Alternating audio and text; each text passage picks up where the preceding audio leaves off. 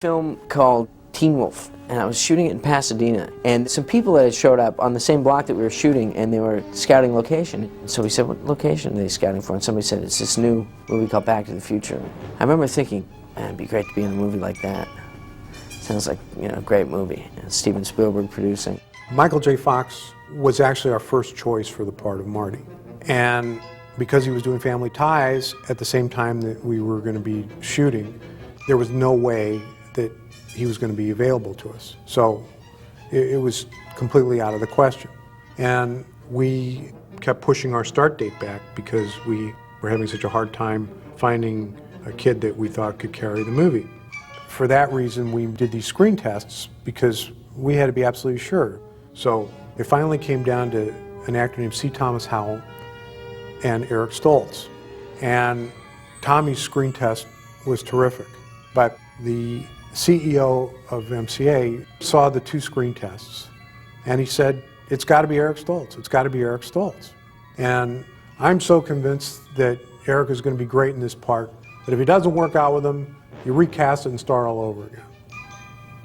Okay, well, he never thought that that was ever going to happen. And we never thought it was ever going to happen, really. The studio was demanding that the movie be released on a specific day in the summer. So we cast Eric Stoltz in the lead part for Back to the Future, and this was a miscalculation on my part. I mean, Eric is a fabulous actor, and he was doing great work, and it just for some reason, to me, didn't feel like it was the right type of performance for the type of humor that I was trying to go for in the film.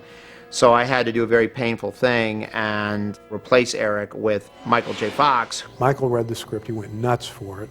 And his attitude was, hey, you know, I don't need any sleep. I'll do whatever I can to be in this movie. And about a week later, I was in a parking lot in Pomona, freezing cold, about 2 in the morning, doing the stuff with the DeLorean and the dock. There was no preparation for me at all. I just all of a sudden was on board. I was doing Family Ties and Back to the Future at the same time, so I was getting about an hour, 2 hours sleep every day. All right, okay, McFly. Get a grip on yourself. It's all a dream.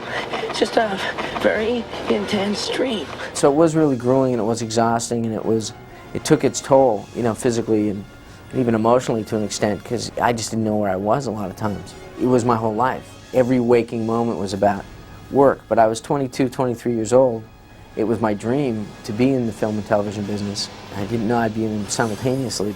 It was just this weird ride that somehow I got on, and I was glad I did.